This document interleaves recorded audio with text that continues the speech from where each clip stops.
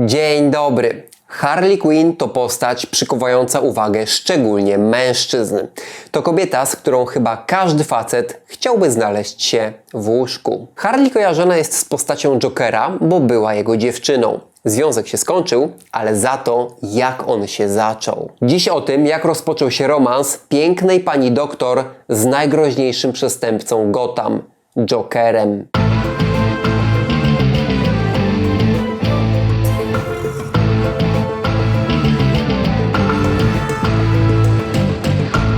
Harley Quinn to postać z uniwersum DC, jednak w przeciwieństwie do innych bohaterów nie debiutowała w komiksie, tylko w filmie, a dokładnie w serialu animowanym Batman z początku lat 90. Dopiero później zaczęła się pojawiać w komiksach. Szersza publiczność poznała ją z filmu Legion Samobójców w 2016 roku. W rolę pięknej Harley wcieliła się wówczas 26-letnia Margot Robbie, która swoją urodą, wdziękiem, seksapilem oraz zwinnością przeniosła postać Harley Quinn do kina. Zanim powstała Harley, była dr Harleen Quinzel. Studiowała psychologię. Teraz, jako pani doktor, bada umysły groźnych przestępców, szczególnie tych w szpitalu Azyl Arkham. Tam zajęła się chyba najgroźniejszym przestępcą o niezbadanym do końca umyśle.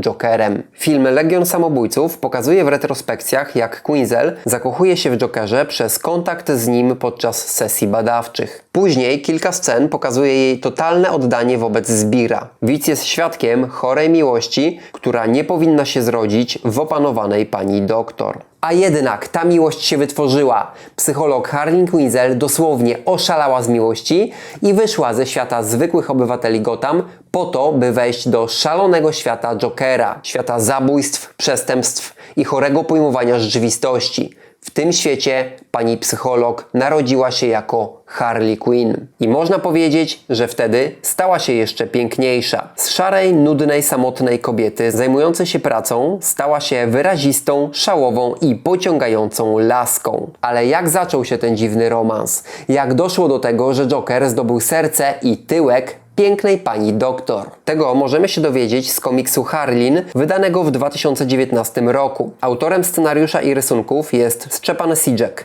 Autor pokazał, jak zaczęła się relacja Harleen-Joker oraz całą psychologię rodzącego się przywiązania. Autor książki skupia się na postaci Harley Quinn od momentu, kiedy nie była jeszcze szaleńczo zakochana w Jokerze i nie była zabójczynią. Sidżek uznał, że aby zrozumieć przejście pani doktor na złą stronę, należy zrozumieć jej osobowość. W komiksie poznajemy przeszłość Harley jeszcze jako Harleen Quinzel. Harleen jest kobietą samotną, nie ma wielu przyjaciół. Właściwie widzimy ją w towarzystwie tylko jednej koleżanki. Czujemy, że Harleen jest zamknięta wobec świata i do tego jest introwertyczką. Jej introwertyzm podkreślany jest sposobem opowiadania historii. Fabułę komiksu poznajemy z punktu widzenia Harley. To ona opowiada czytelnikowi historię swojego romansu z Jokerem. Jest dużo dymków z jej myślami. Kobieta ma bogate wewnętrzne życie, ale niekoniecznie zewnętrzne. Fascynacja Jokerem nie jest przypadkowa. Kobieta ma tendencję do odmienności. Książka pokazuje, że już na studiach pociągali ją starsi mężczyźni, a nie rówieśnicy.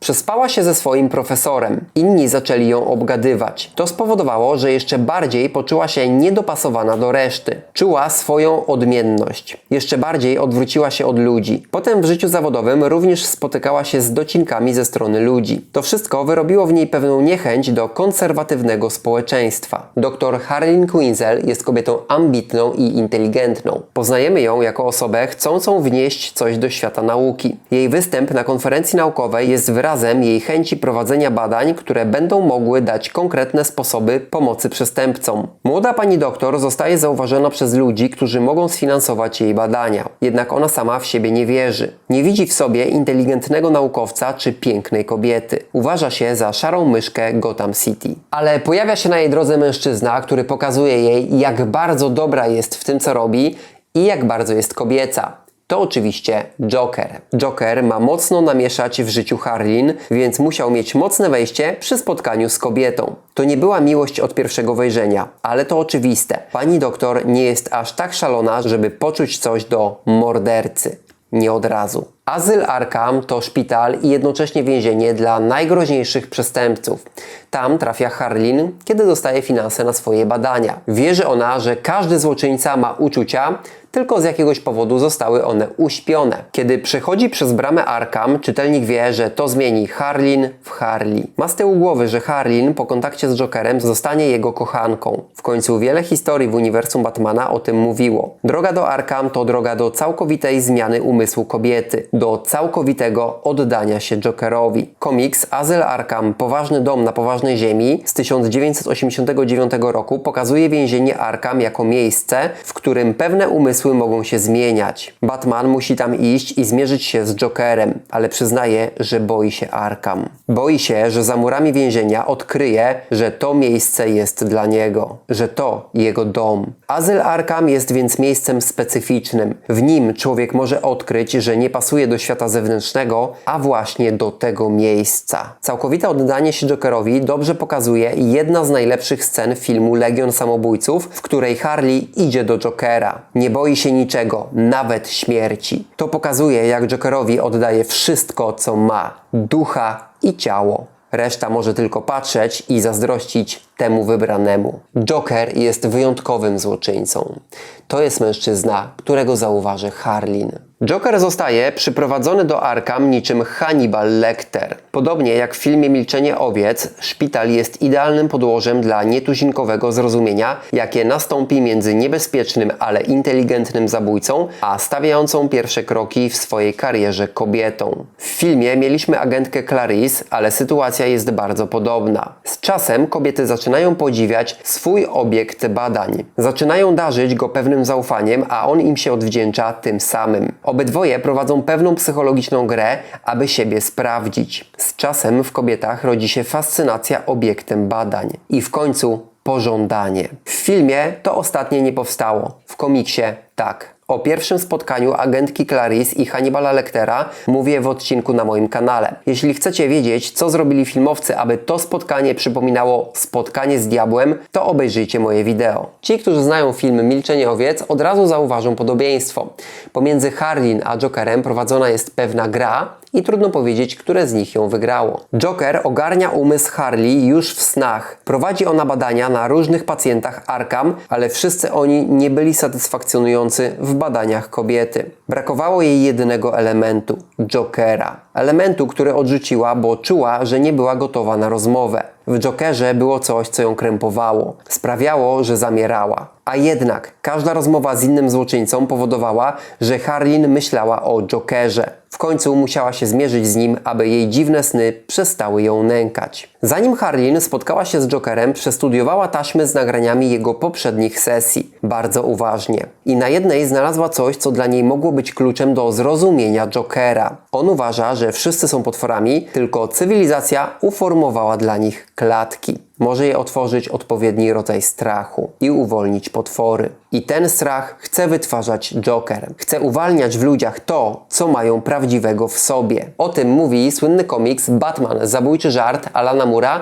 z 1988 roku. W nim Joker pokazany jest jako mąż, który próbuje zarobić na godne życie swojej rodziny, w tym jeszcze nienarodzonego dziecka. Niestety, jeden pechowy dzień sprawia, że jego żona ginie w nieszczęśliwym i błahym wypadku. Tym samym niedoszły komik traci wszystko. To wyzwala w nim jego prawdziwe ja. Mężczyzna staje się Jokerem i do tego pragnie udowodnić innym, że jeden zły dzień potrafi wyzwolić w nich bestię. Nawet z komisarza Gordona, który zawsze stał po stronie prawa. Komiks szerzej omawiam w jednym z odcinków na moim kanale, więc zainteresowanych zapraszam do jego obejrzenia. Harleen chce stanąć oko w oko z Jokerem, bo podświadomie czuje, że to ją uwolni od koszmarów, które miewa od czasu ich pierwszego spotkania. Ale czy tu chodzi o koszmary? Czy sprawa nie jest przypadkiem głębsza? Czy Harleen nie czuje na sobie nałożonej przez społeczeństwo klatki? Już za czasów studiów dziewczyna nie czuła się dobrze w swojej roli. Pytana o to, kim chce zostać, odpowiadała różnie, zależnie od wieku czy nastroju, ale tak naprawdę nie znała na to pytanie odpowiedzi. Teraz Harleen czuje się skrępowana w roli dobrej pani doktor. Nie wie jeszcze tego, ale ta rola ją męczy. Czy spotkanie z Jokerem uwolni ją od tych męczarni? Temu spotkaniu autor książki poświęca dużo uwagi.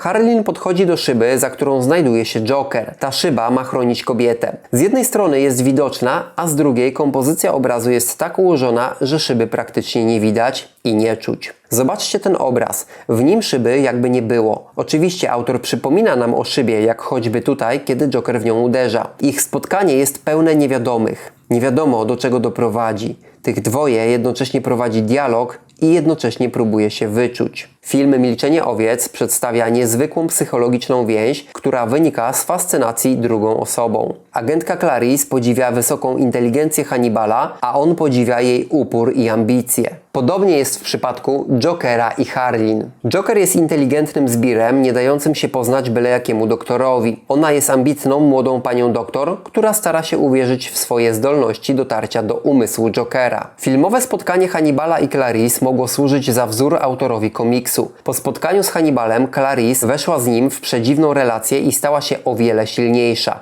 dojrzalsza. Dla Harleen spotkanie z Jokerem to początek jej odmiany, ale w przeciwieństwie do filmu Milczenie owiec, tutaj relacja nie opiera się jedynie na psychologicznej więzi. Dochodzi do fizycznego zbliżenia. Bardzo ważne w tym romansie jest obopólne zrozumienie.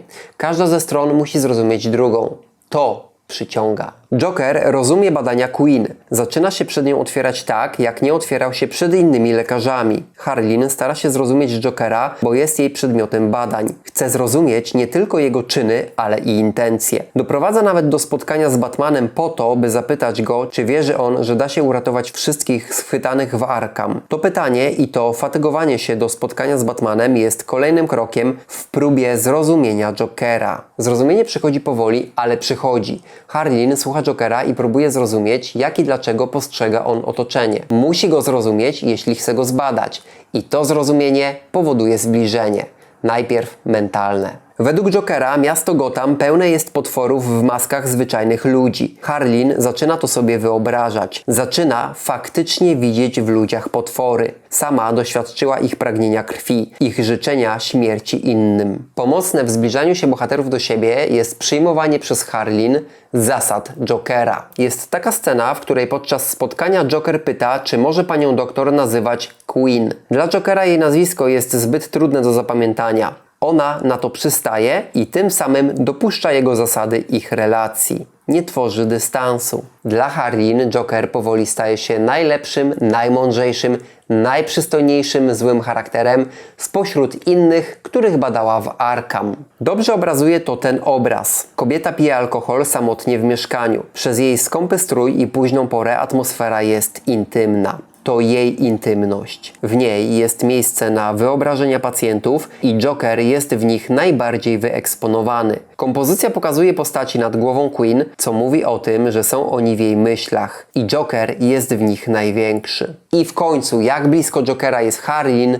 pokazuje scena w łazience. Pani doktor łapie się na tym, że widzi w sobie piękno, które dostrzega Joker. Można powiedzieć, że dzięki Jokerowi widzi w sobie atrakcyjną kobietę. Chwilę potem boi się takiego myślenia. Wie, że jest ono zgubne, bo prowadzi do emocjonalnej więzi z pacjentem. Inna ważna scena, ukazująca osiągniętą bliskość Queenzel z Jokerem, pokazuje, jak mężczyzna prosi o jej uśmiech. Mężczyzna mówi, że chciałby zobaczyć, jak Queen się uśmiecha. Ta prośba wyprowadza Queen z równowagi, którą do tej pory posiadała. Jest sfrustrowana, że jej badania nie posuwają się naprzód. Źle sypia. Nie uśmiecha się, bo nie ma do tego powodów. I oto pojawia się Joker, który pragnie jej uśmiechu. Ta niewinna z pozoru prośba mężczyzny wyprowadza Queen z jej schematu działania. Kobieta przestaje być sfrustrowaną panią doktor i zaczyna czuć się kobietą. I powoli ten uśmiech wydobywa się z Queen. Najpierw rodzi się w duszy kobiety, a potem nieśmiało wychodzi na zewnątrz. Moment, kiedy Harleen obdarowuje Jokera uśmiechem, w końcu się pojawia. To moment, kiedy dziewczyna jest już bardzo mocno oddalona od świata normalnego,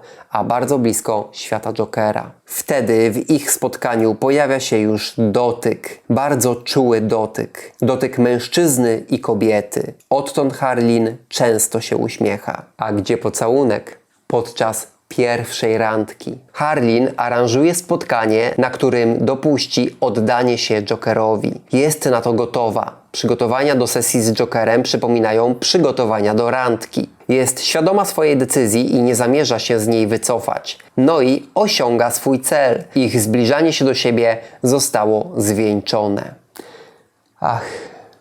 Po tym Queen nie ma już nic w sobie z frustracji czy powątpiewania w swoje umiejętności. Miała wyleczyć Jokera, ale to Joker wyleczył ją. W tym wszystkim zastanawia jedno, czy ta miłość jest obustronna. Czy Joker jedynie nie wykorzystał pani doktor po to, by wydostać się z Arkham? Szczepan Sijek nie odpowiada na to pytanie. Nie daje też jednoznacznych wskazówek. Joker jest inteligentny i mógł wykorzystać romans na swoją korzyść. Mógł zmanipulować Harleen. Już wcześniej manipulował lekarzami, nie ujawniając im prawdy o sobie. Jednak gdy Batman analizuje całą sprawę, Alfred zauważa, że namiętność Jokera i Queen wydają się autentyczne. W końcu Joker jest mężczyzną i mógł oddać się pożądaniu pięknej pani Quinzel. Oczywiście w przypadku Jokera nie powinniśmy dawać gotowych odpowiedzi, bo potrafi on zaskakiwać. Ale kiedy Harley Quinn dokonuje swojego pierwszego morderstwa w obronie swojego ukochanego, ten może w pełni traktować ją jako godną siebie kochankę. Tych dwoje zwróciło się ku sobie. Queen zrozumiała pogląd na świat Jokera i tym samym zbliżyła się do niego. Joker zaś musiał się przed nią otworzyć, czego nie robił przed innymi lekarzami. I nawet jeżeli manipulował kobietą, to musiał zdejmować przed nią swoją maskę społeczną. Z innych opowieści o Harley wiemy, że związek się rozpadł, ale zanim to się stało, powstała silna więź oparta na zrozumieniu. Ambitna pani doktor być może zrozumiała chory umysł Jokera i tym samym stała się szalona. Czy taką cenę musiała zapłacić za swoje badania? Czy jednak miała już pewne predyspozycje do zakochania się w największym i najgroźniejszym zbirze uniwersum DC? Mi komiks bardzo dobrze się czytało, a Wam dziękuję, że oglądacie moje odcinki. Dziękuję, że lajkujecie, że komentujecie. Zróbcie trochę hałasu, niech mój kanał stanie się widoczny dla szerszej publiczności. Dzięki za dzisiaj, pamiętajcie o konkursach przy każdym odcinku i do zobaczenia!